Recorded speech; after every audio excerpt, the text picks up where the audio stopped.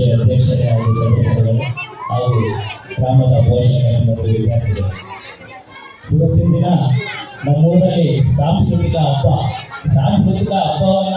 ಸಾಂಸ್ಕೃತಿಕ ಪರ್ವ ಅಂತ ಹೇಳಿ ಏನು ಯಶಸ್ವಿ ಕಾರ್ಯಕ್ರಮವನ್ನು ಎಲ್ಲ ನಮ್ಮ ಮುಖ್ಯ ಶಿಕ್ಷಕರು, ಸಹ ಶಿಕ್ಷಕರು ಹಾಗೂ ಗ್ರಾಮಸ್ಥರು ಸೇರಿ ಗ್ರಾಮಸ್ಥರ ಪ್ರೋತ್ಸಾಹದೊಂದಿಗೆ ಹಾಗೂ ಹಳೆಯ ವಿದ್ಯಾರ್ಥಿಗಳ ಪ್ರೋತ್ಸಾಹದೊಂದಿಗೆ ಇವತ್ತು ಈ ಒಂದು ಗ್ರಾಮದಲ್ಲಿ ಕಾರ್ಯಕ್ರಮವನ್ನು ಆಯೋಜನೆ ಮಾಡಿದ್ದಾರೆ. ಈ ಕಾರ್ಯಕ್ರಮ ತುಂಬ ಯಶಸ್ವಿಯಾಗಿ ಜರುಗಲಿ. ಆಮೇಲೆ ಮತ್ತೊಂದು ವಿಚಾರ ಏನು ಅಂದರೆ, ಇದೇ ಕನ್ನಡ ಶಾಲೆಯಲ್ಲಿ ನಮ್ಮ ಇವರು ರಂಗಭೂಮಿ ವಿಜಯವಂತಹ ಹನುಮಂತರಾಯರು ಹಿರಿಯರು ಹೇಳಿರುವ ಮಾತು, ಕನ್ನಡ ಶಾಲೆಯಲ್ಲಿ ಓದಿದಂತಹ ಮಕ್ಕಳು ಇವತ್ತು ನಮ್ಮೂರಲ್ಲಿ ಇಂಜಿನಿಯರಿಂಗ್ ಮಾಡಿದ್ರು ಅಂತ. ನಮ್ಮೂರಲ್ಲಿ ಇದೇ ಶಾಲೆಯಲ್ಲಿ ಓದಿದಂತಹ ಒಂದು ಎರಡು ಅಲ್ಲ, ಅನೇಕ ವಿದ್ಯಾರ್ಥಿಗಳು ಇವತ್ತು ಇಂಜಿನಿಯರ್ ಆಗಿದ್ದಾರೆ. ಕರ್ನಾಟಕ ರಾಜ್ಯದ ಒಬ್ಬ ಯಶಸ್ವಿ ಇದರಲ್ಲಿ ಹುದ್ದೆನಲ್ಲಿದ್ದಾರೆ, DYSP ಆಗಿದ್ದಾರೆ. ಅನೇಕ ವಿದ್ಯಾರ್ಥಿಗಳು ಇಲ್ಲಿಂದ ಬೆಳೆದು ಹೋಗಿರ್ತಕ್ಕಂತಹ ವಿದ್ಯಾರ್ಥಿಗಳು ನಮ್ಮ ಗ್ರಾಮದವರೇ ಆಗಿದ್ದಾರೆ. ಇದೇ ಶಾಲೆಯಲ್ಲಿ, ಇದೇ ಕನ್ನಡ ಶಾಲೆಯಲ್ಲಿ ಓದಿದಂತಹ ವಿದ್ಯಾರ್ಥಿಗಳು ಬೇರೆ ಜನ ನಮ್ಮ ಗ್ರಾಮದಲ್ಲಿದ್ದಾರೆ. ಅದೇ ರೀತಿ ಇವತ್ತಿನ ಈ ಕಾರ್ಯಕ್ರಮಕ್ಕೆ ಒಂದು ಊಟದ ವ್ಯವಸ್ಥೆ ಆಗಬಹುದು, ಒಂದು ಎಲ್ಲ ಗ್ರಾಮದ ಖರ್ಚು ವೆಚ್ಚಗಳನ್ನು ಭರಿಸಿ ಹಳೆಯ ವಿದ್ಯಾರ್ಥಿಗಳನ್ನು ಗ್ರೂಪ್ ಮಾಡಿ ಈ ತರ ಕಾರ್ಯಕ್ರಮವನ್ನು ನಿಯೋಜನೆ ಮಾಡಿರೋದು ತುಂಬಾ ಸಂತೋಷಕರವಾದ ವಿಚಾರ. ಇದೇ ರೀತಿ ಇದೇ ಮಕ್ಕಳು ಬರೀ ಸಾಂಸ್ಕೃತಿಕ ಕಾರ್ಯಕ್ರಮಕ್ಕೆ ಒತ್ತು ಕೊಡ್ತೇನೆ, ವಿದ್ಯೆಯನ್ನು ಸಹ ರೂಢಿಸಿಕೊಂಡು ಒಳ್ಳೆಯ ವಿದ್ಯಾವಂತರಾಗಿ ಈ ಶಾಲೆಯ ಕೀರ್ತಿ ಯಶಸ್ಸನ್ನ ನಮ್ಮ ರಾಜ್ಯದ ಸಮೇತ ಅಳವಡಿಸಬೇಕು ಅಂತ ಹೇಳಿ ಈ ಮೂಲಕ ಕೇಳ್ಕೊಳ್ತಾ ತಮ್ಮೆಲ್ಲರಿಗೂ ಒಳ್ಳೆಯದಾಗಲಿ ಅಂತ ಹೇಳ್ತಾ ನಾನು ಮಾತು ಈ ಶಾಲೆಯ ಸಮಸ್ತ ಶಿಕ್ಷಕ ವರ್ಗಕ್ಕೆ ಮೊದಲಿಗೆ ಅಭಿನಂದನೆಗಳನ್ನು ಸಲ್ಲಿಸಲಿಕ್ಕೆ ಇಷ್ಟಪಡ್ತೀನಿ. ಯಾಕೆಂತಂದ್ರೆ ಇವತ್ತು ಇಂತಹ ಒಂದು ಕಾರ್ಯಕ್ರಮಗಳು ನಡೀಬೇಕು ಅಂತಂದ್ರೆ ಊರಿನವರ ಸಹಕಾರ ಹೆಚ್ಚು ಅಗತ್ಯವಾಗಿರುತ್ತೆ. ಯಾಕೆಂತಂದ್ರೆ ಹಿಂದೆಲ್ಲ ಕೇವಲ ಇಂತಹ ಕಾರ್ಯಕ್ರಮಗಳು ಕೇವಲ ಖಾಸಗಿ ಶಾಲೆಯಲ್ಲಿ ಮಾತ್ರ ನಡೀತಾ ಇತ್ತು.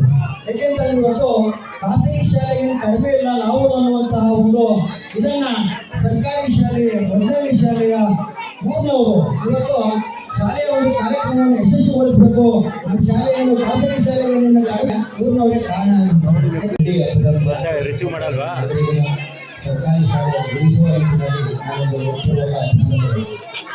ಪ್ರಸ್ತುತ ಈ ಕಾರ್ಯಕ್ರಮವನ್ನು ಅತ್ಯಂತ ಉತ್ಸಾಹದಲ್ಲಿ ಶಾಲಾ ಕಾರ್ಯಕ್ರಮವನ್ನು ಆಯೋಜಿಸಬೇಕಾದ ಸಂತೋಷದ ವಿಚಾರ.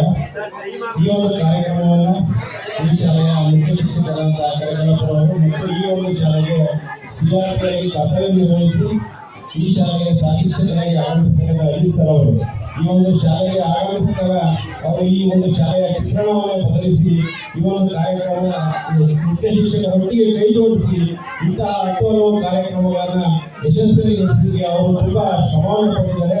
ನಿಮ್ಮ ಶಾಲೆ ಅಂತ ಶಿಕ್ಷಕರನ್ನ ಪಡೆಯಲಿಕ್ಕೆ ತುಂಬಾ ಅದೃಷ್ಟ ಮಾಡಿದೆ.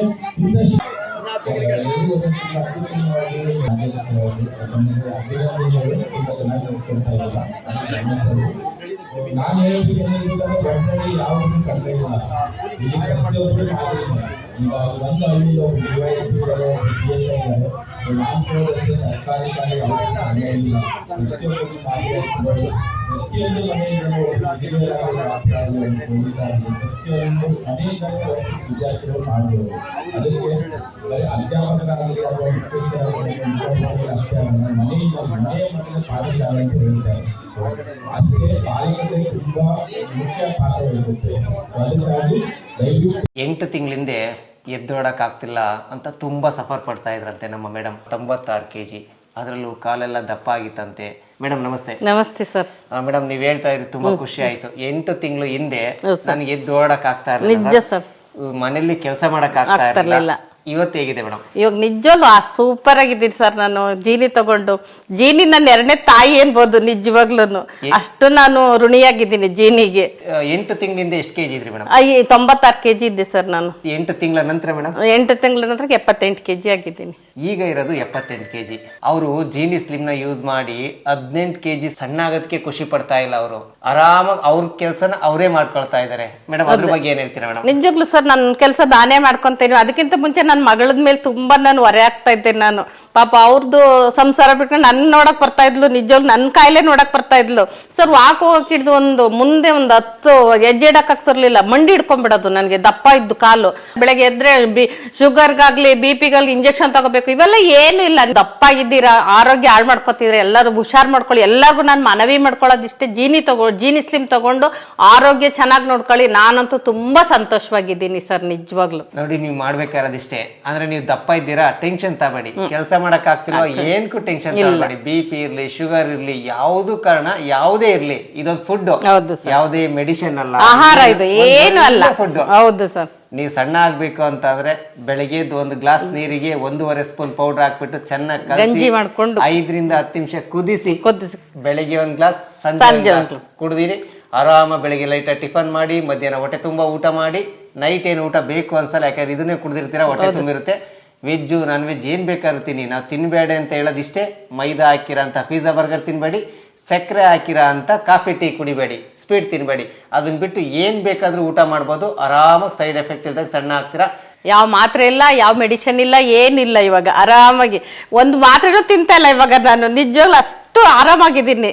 ನೋಡಿ, ನಿಮ್ಗೂ ಸಮೇತ ಸೈಡ್ ಎಫೆಕ್ಟ್ ಆಗ್ಬಾರ್ದು, ಸಣ್ಣ ಆಗ್ಬೇಕು, ಹೆಲ್ತಿ ಆಗಿರ್ಬೇಕು ಅಂದ್ರೆ ನೀವು ನಮ್ಮ ಜೀನಿ ಸ್ಲಿಮ್ ನ ಯೂಸ್ ಮಾಡಿ.